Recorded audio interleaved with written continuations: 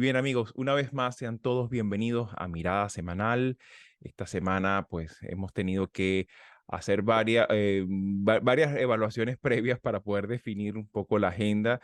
Sabemos que, especialmente en el sur de Estados Unidos, hoy termina el título 42 y esto, por supuesto, va a ser un tema que muy probablemente vamos a tener que regresar sobre él la semana que viene, un poco evaluando ya las repercusiones también de las medidas sustitutorias que se aspiran sean implementadas a partir del mismo momento en que se está grabando este episodio. Pero para empezar nuestro repaso semanal, ciertamente la semana comienza con esta noticia que ocurre en Chile. Este pasado domingo se realiza una nueva convocatoria electoral ya es llamativo porque es la quinta relacionada al proceso de liberación constituyente que vive Chile y que tiene un desenlace ciertamente llamativo donde el Partido Republicano, un partido relativamente nuevo, reciente, sin mucha tradición electoral en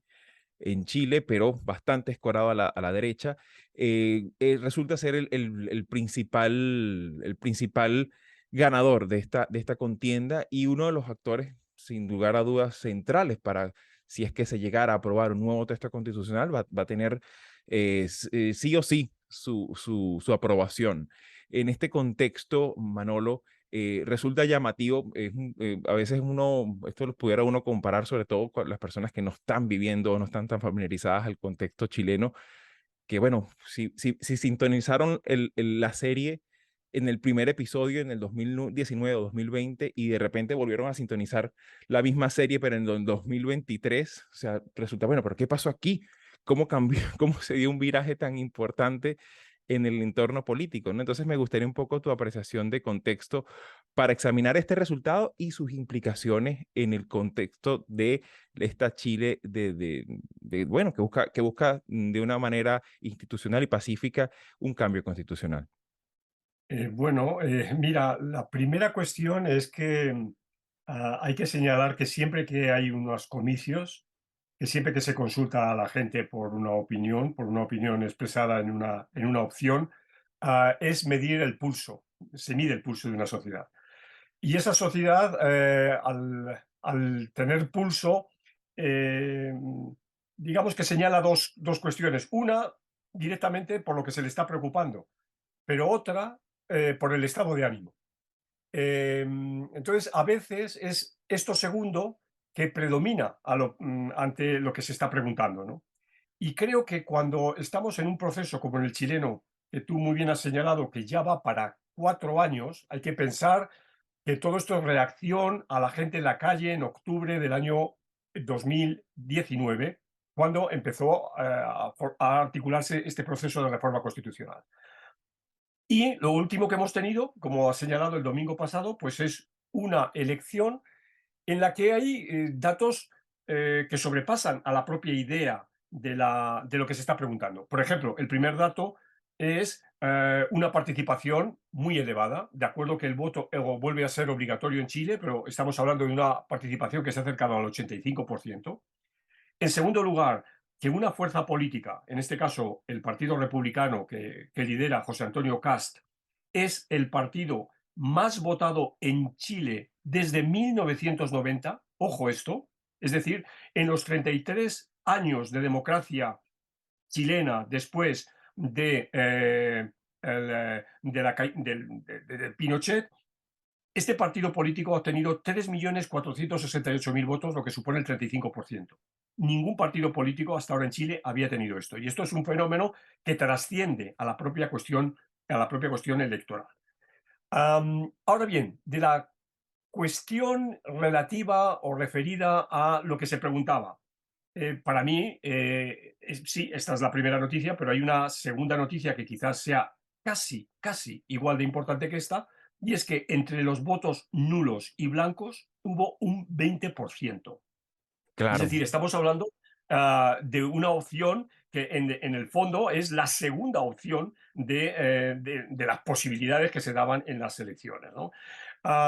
Y para terminar, el último comentario, yo creo que también es relevante que el Partido de la Gente, que prometió como un partido liderado por un total outsider y demás, que iba a ser eh, el tapado, ¿no? El partido tapado en la política chilena, ha quedado fuera, pero también han quedado fuera dos partidos históricos que fueron fundamentales en la concertación, como es el PPD, el Partido por la Democracia, y el Partido Socialista. No están, no va a haber miembros de estos partidos en la asamblea, en los 51 miembros que se eligieron el pasado domingo, ¿no?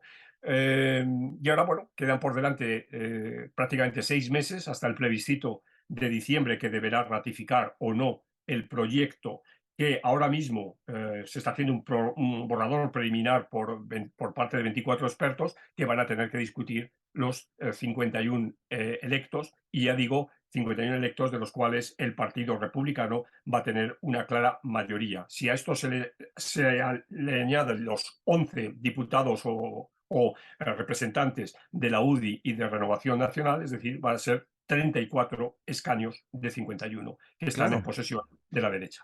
Sí, y que aparte de esto también resulta muy llamativo porque, bueno, hay que recordar que el primer órgano constituyente que se eligió no hace mucho fue, a ver, fue electo, si mal no recuerdo, fue mayo de 2021. Bueno, obviamente había una correlación de fuerzas considerable y sensiblemente diferente a la que tenemos ahorita, en el que digamos, estaba mucho más escorada hacia la izquierda, y aparte de eso, la derecha era, bueno, tenía alrededor de un 30%, ¿no? De un tercio de esa representación, y que de alguna manera resulta muy llamativo, sobre todo de cara a lo que pudiera venir en este nuevo proceso que ciertamente, en teoría, incorpora elementos ya discutidos, sobre lo cual ya hay una base, hay una deliberación previa, hay temas muy Cierta, sensibles. También ha habido concesiones importantes, que considerar que, a pesar de los extremismos, pues también Chile, el debate constitucional siempre se ha manejado en unos estándares democráticos, que sí, eso sí es importante siempre tenerlo en cuenta. Pero en general, Marisabel, me gustaría un poco tu apreciación también. ¿Cómo miras este resultado, este nuevo órgano constituyente, y sobre todo entendiéndolo en el contexto inexorable, en el contexto político de un Gabriel Boric que, bueno, ve menguada un poco también su respaldo popular? Muchos consideran que esto también fue un, de alguna manera, no tanto como un plebiscito, pero sí un mensaje de inconformidad y de molestia con el rendimiento y el desempeño político del gobierno de Boric. Bueno, yo creo que este tipo de consultas generalmente se convierten en un plebiscito. Así no sea esa la intención, terminan siéndolo porque de alguna forma la gente va y retomo lo que decía Manolo, esto fue una participación obligatoria, a diferencia de la inicial, de la primera que no lo fue. Y eso también tiene su peso en esta respuesta colectiva, pero el asunto es que a Boric le falta todavía bastante camino por recorrer. Y ver su presidencia, y no es la presidencia, es la agenda política, su propuesta política, ver que ha sido derrota tras derrota. Eso, desde el punto de vista de la percepción popular, tiene un altísimo costo político, ¿no? Porque se ve debilitado. Sin embargo, yo también creo que es importante destacar que el ciudadano chileno se ha pronunciado y lo ha hecho de una manera, me parece a mí que muy clara, porque primero hay un consenso, así sea porque es un voto exigido, requerido, hay un consenso en torno a la necesidad de una nueva constitución, ¿verdad? Pero también parece haber un consenso en que no se trata de una refundación del Estado chileno. Entonces, ahí lo que está en juego es cómo esa constitución va a responder a las necesidades de la gente, que digamos son unas necesidades muy pragmáticas. Lo que está en juego es la confianza de la gente en las instituciones. ¿Cuáles son los problemas que tienen los chilenos? Inflación, inmigración, seguridad. Y eso es lo que quieren respuestas en ese sentido, no repensar el país, algo abstracto, quieren algo concreto. Y eso está allí en esa decisión, en ese resultado. Y hay un elemento también importante ahí a considerar, que es que ciertamente, como bien lo has comentado, Marisabel, de alguna manera ha habido un descrédito importante en que sea necesario un carácter refundacional y repensar la estructura básica, porque de alguna manera, pues, hay ciertos lugares de encuentro, como el tema del Estado de Derecho, el tema de los roles también que debe tener, es importante, incluso es interesante destacar, por ejemplo, cómo incluso la propia socialdemocracia reconoce el valor de la empresa privada, reconoce el valor de las cosas que de alguna manera a lo largo después de la transición, pues se logró en materia macroeconómica que de alguna manera forman parte de ese temperamento de lo que se quiere preservar.